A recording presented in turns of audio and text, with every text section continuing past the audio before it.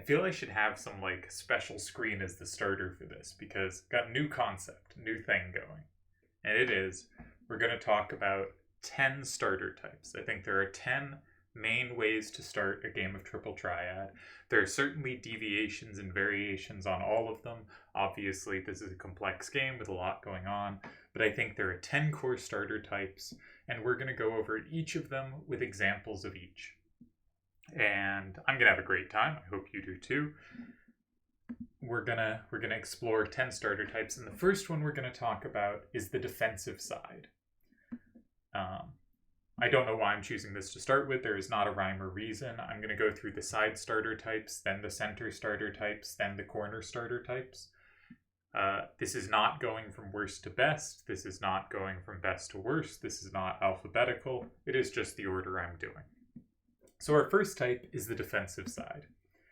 Now, what this aims to do, and our first game will sort of show, is play a card that has a maximum number facing 5. The idea is the card is safe to 5. Now, if the opponent's hand, for instance, only has pretend they don't have their last card, only had a 5 facing up, or like, say, only a 4 facing up, a card like this could do it if they can't beat that 4, right? So you can, if you're building a hand around this, it would be based on having the highest number facing towards 5, because you would expect the opponent to have high numbers in each direction. But if instead you are building, just playing a random, you might notice they have a weakness in this direction. They only have 5s to the right. I could do it with a card like this, right? And you wouldn't have to necessarily do it with a card with the maximal number facing 5. So our first want is a high number facing towards 5. Specifically a number their hand can't beat. Now that will often be the highest number available, in this case a 7, but it could certainly be lower. The second thing we look for is a card that can take it back. Ideally one card that can take it back from both corners, but if it is divided between 2 cards, that can be okay. Usually people look to have one card that can take back. For instance here, it is appealing to start with 4-7-3-5 because 5-7-5-2 has the capture in both spots with that high number outfacing. And we can sort of build a defensive wall where if they should go in one of these squares, we can go in the other and be safe. Now you may have noticed a problem with this move. We'll get to that shortly. But the idea is this 5-7-5-2 is our recapturing card.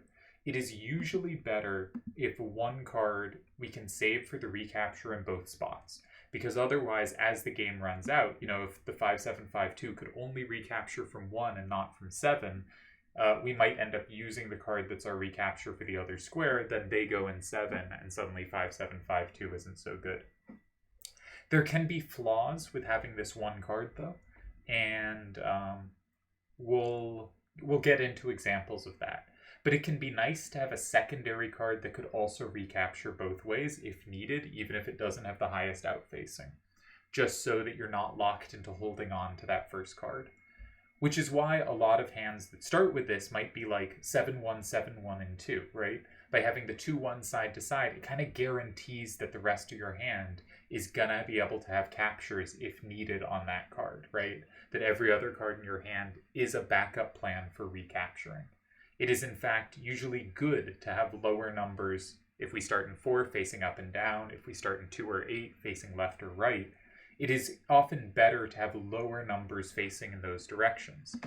Barring anything else, if we had a recapturing card, this would probably be a better way to start than this, simply because our hand is much better at recapturing it without relying on a single card. Of course, we don't actually have a good recapturing card in this instance, so we wouldn't play this. This gets to the main cue of why we would look to play a defensive starter, is if we have 2 cards with directional power in a direction they can't take. In this case, we have 2 maximal numbers. One of them is really good at recapturing the other, so it makes a lot of logical sense for this to be a defensive side starter, and I think that's the core concept here. But we do have to get into the first and most important thing you really have to check, which is, do we actually have safety in the touching squares? And in this case, we don't. And in this case, the first turn player got into a lot of trouble after 3, 7, 5, 4, and 1, because they don't in fact have 5, 7, 5, 2. That gets comboed real bad.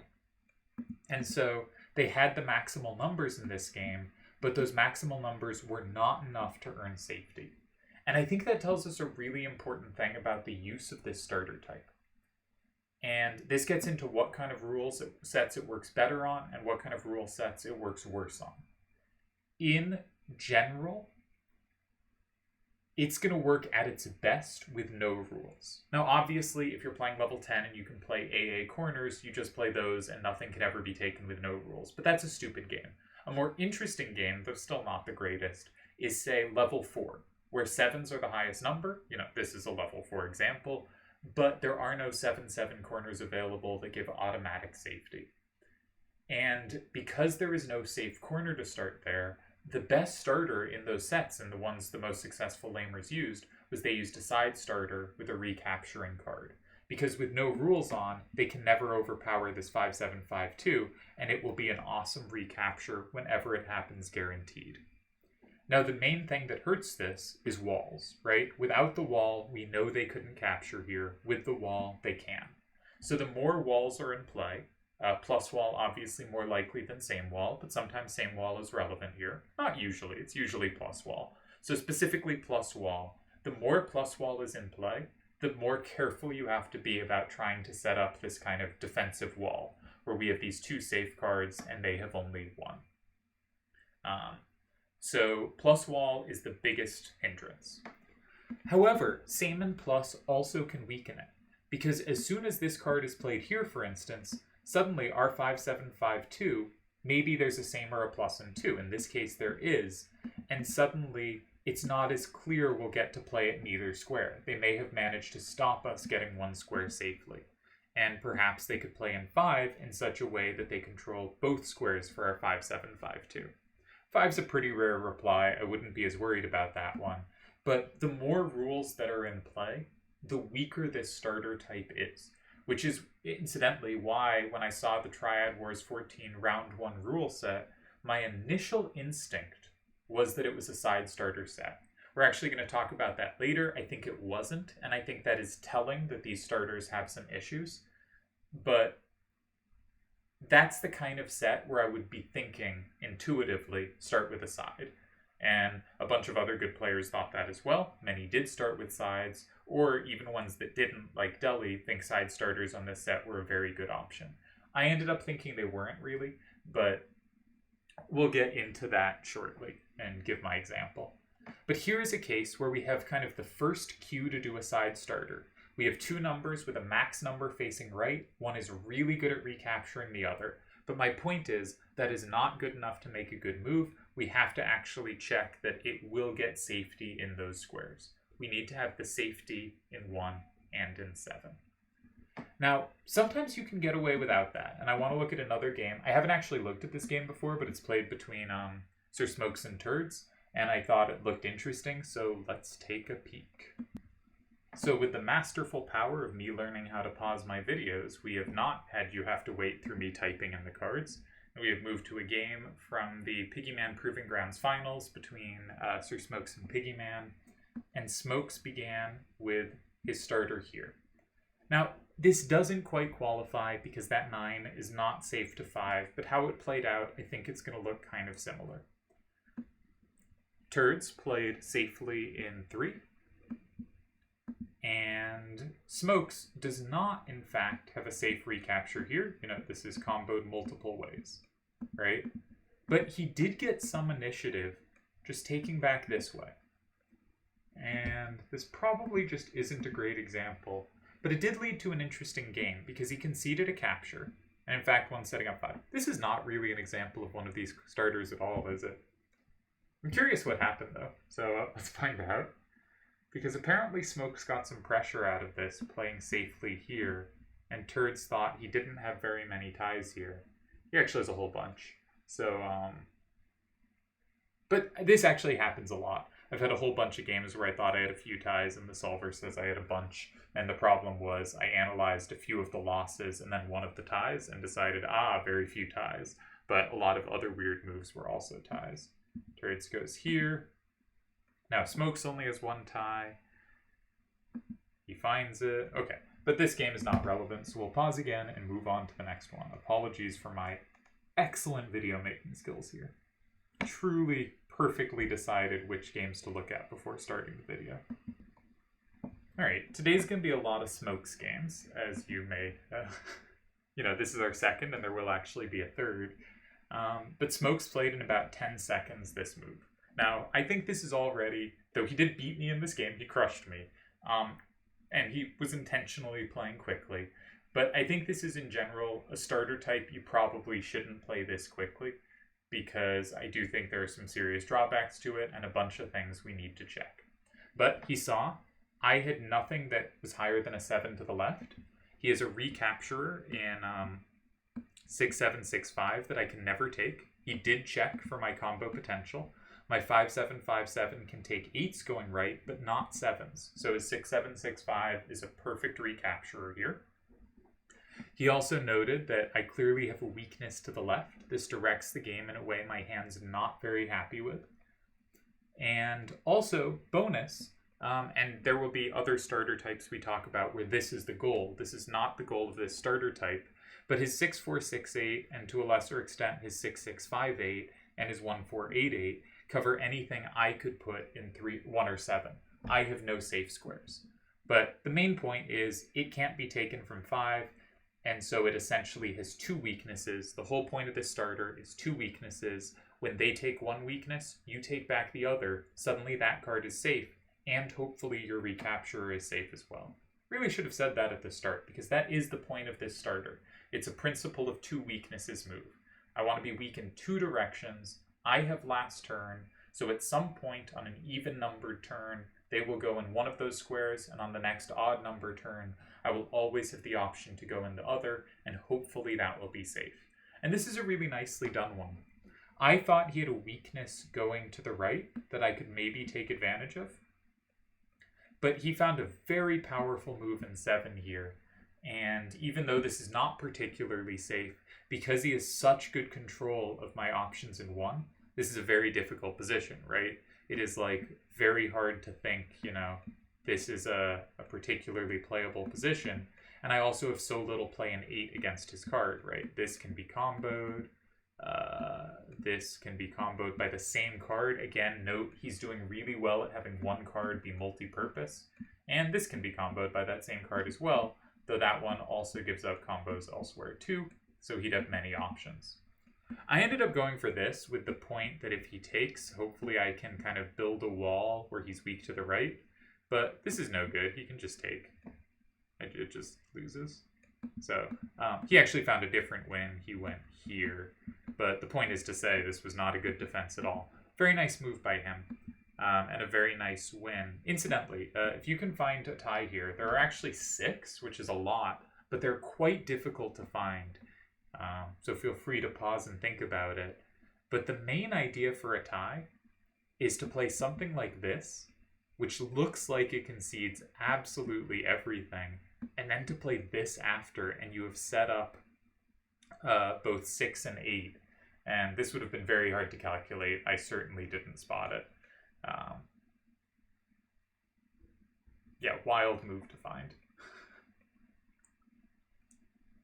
So if you spotted something like that, well done. Very difficult position to save. Smokes got incredible initiative off his starter, and it was one that really, it has the 2 weaknesses. It had a really good recapturer. Unlike the first example, I had no coverage of that recapturer, and making it even better, I had no way to take advantage of the safety near it. And then somehow he also had combos just everywhere. If you start looking at lines, for instance, from the game position after this, basically anything I do is comboed into Oblivion, something within... well, that's what I ended up doing, and that lost pretty badly. But, 6 is samed. The 5 is not samed, but my last card probably will be. Anyways, you can start looking at lines. He had very good combo potential here, really set it up nicely. and absolutely crushed me with one of these defensive side starters, where we can see kind of everything going right. He controls the neighboring squares, both because he has a card to go there, and because I don't. Yeah. Very strong version of it. So that's one example of a strong version. I'm now going to hop to another one. All right, and we go to another game Smokes played, this one against myself again. This time I won it. One other reason just to play sides in general, not specifically this starter type, but this specific version of a side, but a side in general, is if the other person's hand is really horizontal or vertical. Here, 6-3-8-3 is an up-down card, 5-5-8-6 is a mostly down, 8-4-7-5 and 7-5-7-5 are very much up-down cards. If you start in a side, meaning 4 or 6, the game will take on a horizontal side-to-side nature. If you start in 2 or 8, the game will take on an up-down nature. Occasionally it doesn't, but just the odds of it doing so are so high that an effective way to play against a hand like this is just fundamentally to start the game in 2 or 6. And you may have noticed this in closed. Anytime you draw a hand that's really up-down or really side-to-side, the most unpleasant thing to see is if you're side to side and they start in 2 or 8, you're just like, all my cards are going to suck this game. It's just such a miserable thing to see. And in open, you can do that by seeing their hand and intentionally going at it like that. While in closed, you always feel like I have the worst luck whenever that happens. So I did go for a strong side starter here. We note their highest number to the left is a 5. I don't have recaptures with the same card both ways, but I do have different cards that can recapture from both with an 8 facing out that the opponent's hand cannot beat. I also could have started this way, and this may look better because the 6-7-2-6 has recaptures with a 7 out. I have one card for both recaptures. The reason I did it with this card, I think, is a more advanced concept, which is I was checking the L's. Now, I may not remember this game super well, so we'll see if I do, but I think my point was I should take a quick moment to make sure I have some idea what I'm talking about.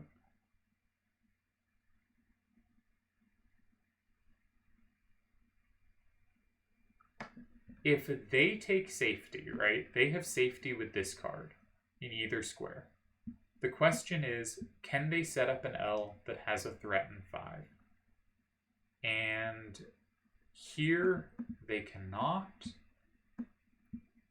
Here they could with 6-3-8-3, setting up 5-5-8-6, setting up all their hand actually. Now, on the other hand, with the way I started it, they still have a way to set up, right? If they use this card, 4-8-6-5 is set up for 5, but they can't get there because I hold on to 1-8-5-7, so they can't play safety here. And if they play safety here, they still don't have a way to set up an L, whichever card I do. They have no way to set up 5 as a threat. So what I did here was I recognized if I play in 4, they have safety in 1 or 7. I will play safety in the other. Their most likely move after that is to lock in their card and try to set up a threat in 5. So I need to stop their threats in 5.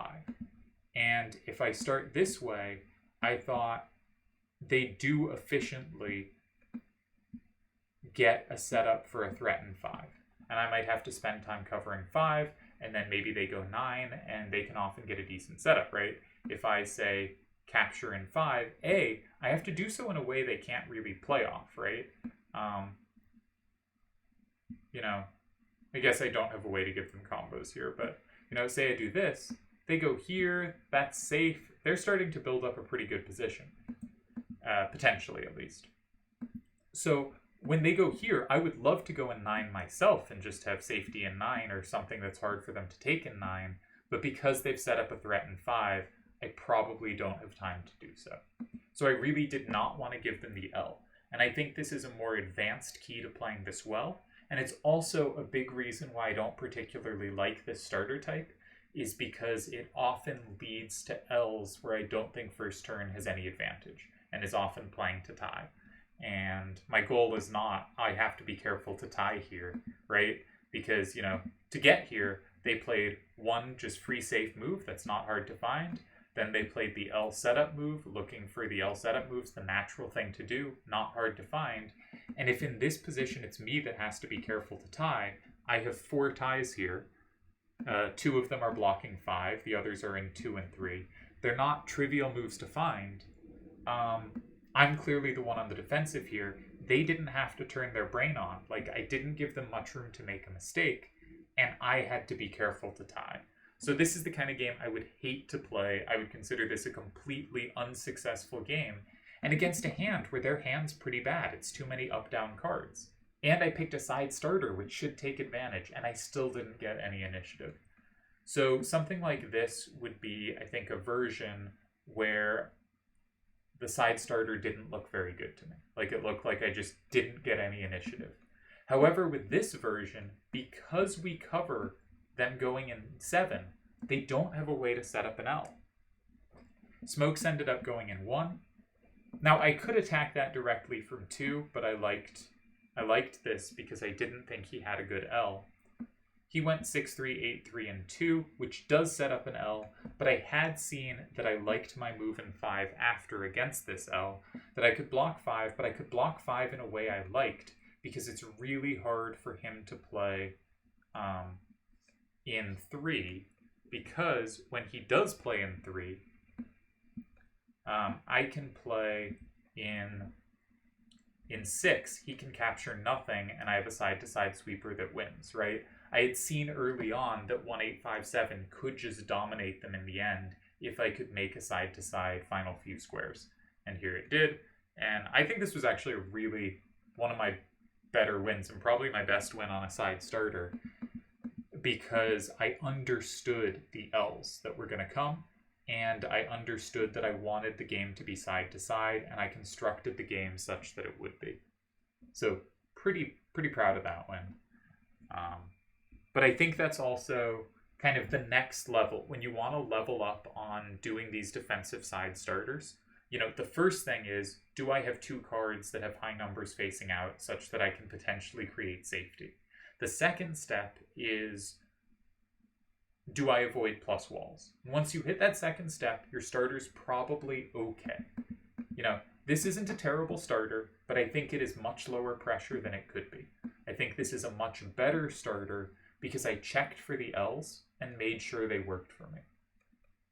And so I'm very pleased with having found this move, because I think it's less intuitive, because I don't have one card that recaptures for both sides. So here we have a game from Triad Wars, which, as I already talked about, I thought looked like a side starter set. And indeed, we're going to see a side starter here. 7-5-1-4 is the recapturer. The opponent has no 7 facing down, so it looks well supported. And I think this looked like a very appealing kind of option. But I think there's a problem. And I think that problem is fundamentally...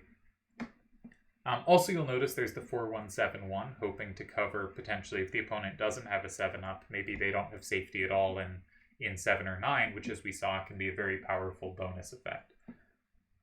But I think the problem here is fundamentally, 7-5-1-4 is now doing way too many things in your hand. It's your recapturer for 7. It's your recapturer for 9. You only have one other card that can actually perform double duty in those squares, 2-7-5-4, which obviously is a very weak number facing out. So 7-5-1-4 you're really reliant on for both 7 and 9. But it is also your only card with significant up. And when the opponent, I think this was a Midas for Selder, this was one of the early games in their match, played 3-7-5-3-1, I think this is already just a ton of pressure on Midas, because basically every card except for 7-5-1-4 is doing nothing on board. And so he really has to try to find some way to find uses for them. He goes here, which does concede potential captures, but I think the point is the opponent could not recapture this from 3 if they went for this. And this would actually be a pretty difficult position for them. No, actually, I mean, this is a pretty difficult position for Midas. It's like, I don't think 5 works. you don't want to give up this card because we just established it's the only one in your hand doing anything. If you go here, I feel like you're just lost. Yeah, that loses. Solver, tell me stuff. There are only 2 ties here, and you have to go in 7. So, like, already that would be high pressure. The opponent goes for a perhaps even better high pressure move. The creative 1, 2, 2, 6, and 7 getting a weak card out of their hand, with the point that Metis' desired recapture can't be done.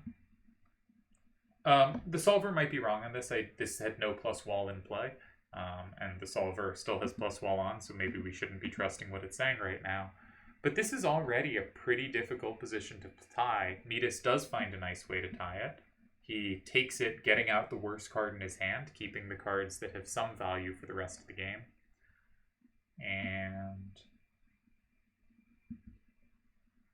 game continues there. Now you can't go here because you get comboed. Here, I think was the only tie. And Metis escapes with a tie. But it was a very difficult game. And it was a very difficult game almost immediately after Selder went in 1. And after looking at this game, I thought, I'm not playing a side starter on this rule set. I think fundamentally, if you build this hand for a side starter on the set, you're going to use up one of your up power cards as your starter, or whichever direction your side is facing, but in this case, the 8 starter up value. You will have a second card with high up value. For the hand to be remotely balanced, nothing else is going to have very high ups, and you're just going to have used up so much of your hand's power early in that direction that if they play in a far corner, you're so reliant on one card. 7-5-1-4 is your only card doing anything. And I think it is a credit to Metis that he held this game. And he later held another game off another similar side starter that just was immediately in trouble. And I think the side starter looked really intuitive on this set. We know side starters are better the fewer rules there are. Getting rid of plus wall will help side starters. It's specifically defensive side starters. It is easier to have that recapture in both squares with the same card and to have that be safe. Level 3 was the highest level. You can't have a safe corner. You don't really threaten to have a safe corner. No 7-6 corners were allowed, so it was very unlikely you would have a safe corner or one that was particularly challenging, and that always pushes people towards side starters, and I think correctly so. There were lots of reasons to think this was a side starter favored set, but this gets to something else about these starters. It is hard to build a hand around them, because the opponent in a hand game will have sufficient directional control.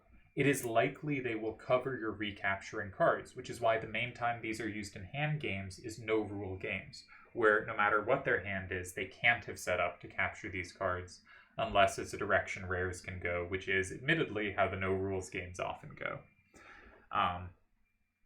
But I think it's tough in hand games, and even with plus wall missing, in this specific rule set at least, it was easy to have a card get overworked. To have the 7-5-1-4 just has to do too much, and the hand doesn't really work. So I had one more game to potentially look at. I hadn't really checked. It was, yeah, it looks like it might apply. So let's check that last game. Apologies if, like the second one we looked at, it doesn't really fit the theme. So this is a game between Akiyama and Piggyman. And Akiyama started in 8. You'll notice 9-3-2A is a recapturer that Piggy's hand mostly has trouble dealing with, but he does have the 3-9-A2, so this is not a good example. So we're going to move off this one and go into wrap-up. So wrapping up, the point of this starter type is the principle of 2 weaknesses. If you have last turn especially, and a card is weak to 2 squares, you will always get to respond to them occupying one of them. So the idea is, when blue occupies one, red can occupy the other. The defensive side starter is a high number facing towards 5, meaning the card in 4 will be locked in. If it is well done, your recapturing card will also be locked in. Therefore, 7 will be locked in as well, and you will have 2 safe cards to their 1. The more advanced understandings, if you get better at this type of starter, will then check, do they have setups in 2 or to set up an L, specifically with a threat in 5? And if you think you have good play against that, or that they cannot set up anything in 5, this is likely to be a very strong starter type. There is a bonus if they cannot actually play safely in either 1 or 7, and it is important to check moves if you just capture their card. You don't have to automatically play in this square. It can also be correct to attack whatever they just put on board.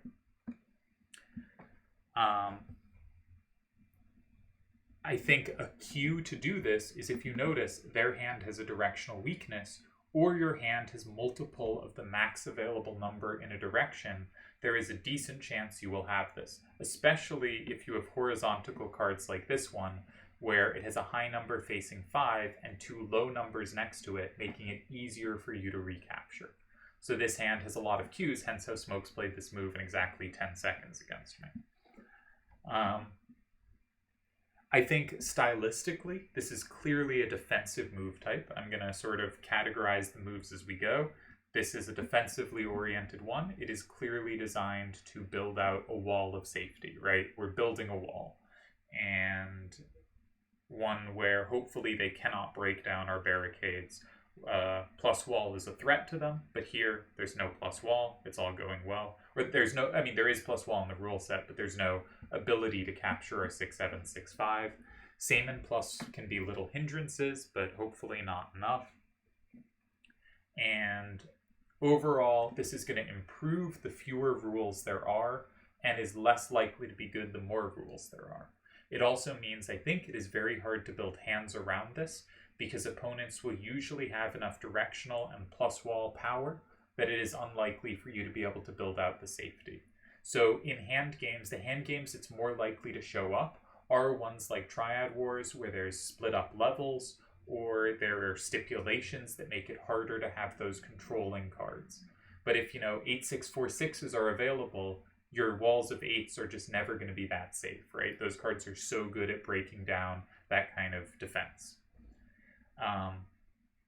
And so the Triad Wars rule set seemed hopeful for these, but I still think they didn't work there. They're more likely to work in random games, but you cannot just do them in any given hand, because a hand does not necessarily have the cues to do so. You do not necessarily have sufficient power in this direction, and even if you do, like in the first game we looked at, it is possible that a plus wall covers something.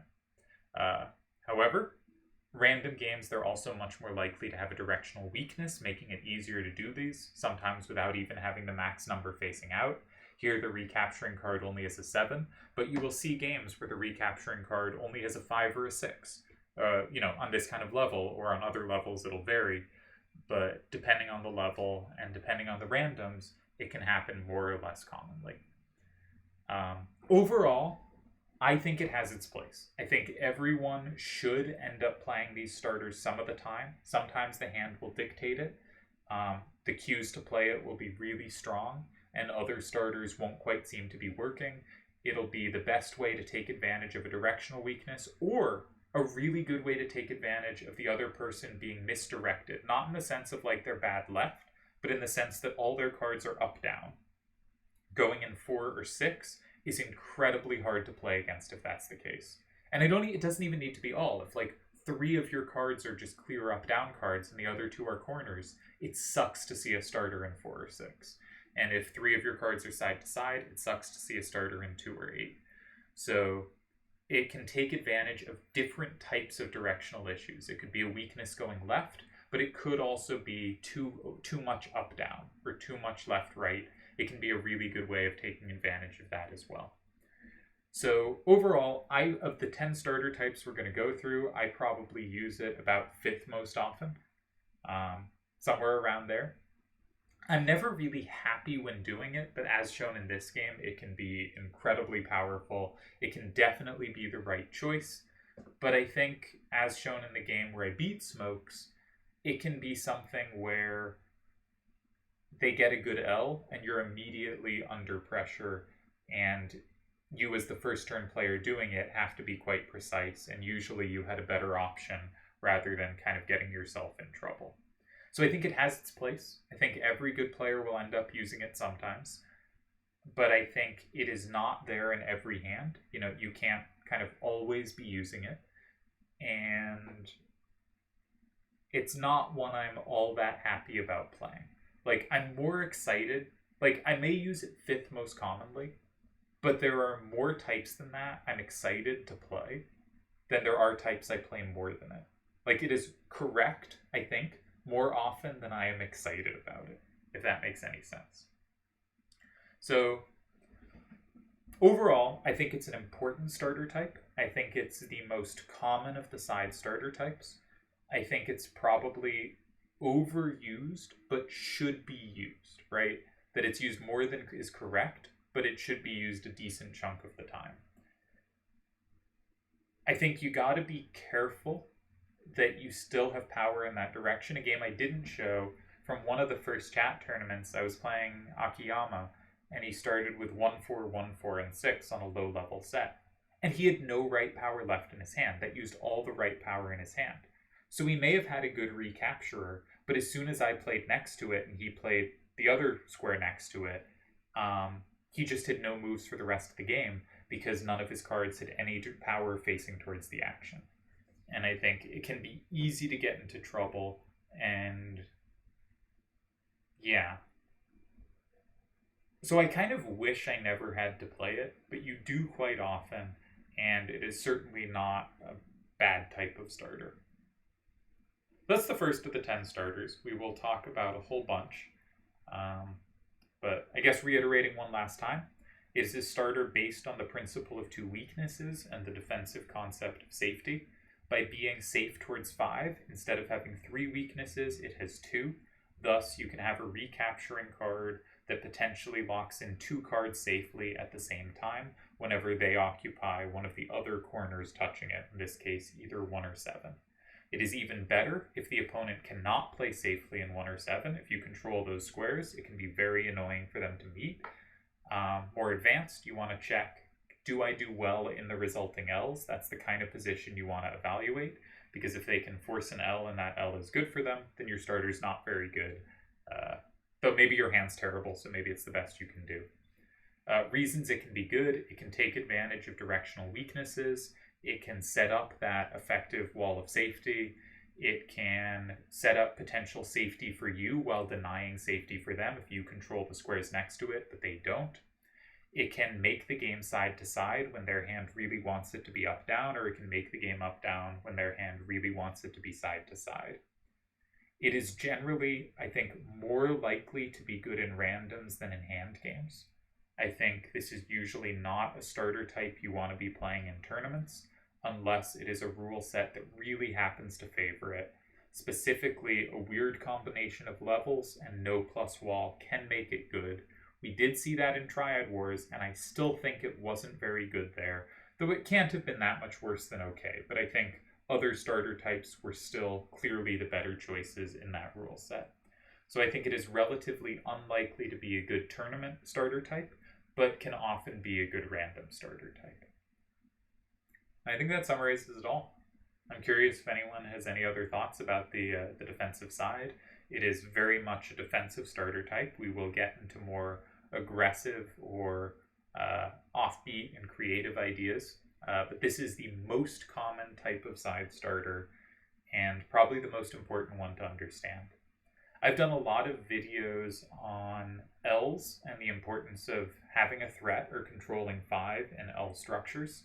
Most of those videos were about a corner met by an adjacent corner. So L's that looked more like, just going to block the in-between square, L's that looked more like, this, right? L's that came out of this kind of move order. But L's can come out of either of these move orders. They will have the same cards controlled by each player, right? The first turn player will control the starting side and one of the corners next to it. The other player will control the other corner and the other side touching that, as we can see here. So you can get similar forms of L's, and the stuff that applies there tends to apply here too. I tend to quite like defending the L, which is part of the reason I am low on this starter type, is because I think the opponent can force a somewhat favorable L for second turn more often than I would like. That's my big worry. But if you are very good at this starter type, you will be checking the L's and avoiding it when the opponent has strong L's. Or maybe you're not avoiding it when the opponent has strong L's, but you are very good at playing the resulting positions. You've seen a lot of L's, you understand how first turn should deal with the L, and you either tie comfortably or find ways to put pressure on from there. Alright, so we're going to have 9 more videos about starter types, and I think this should be a fun project.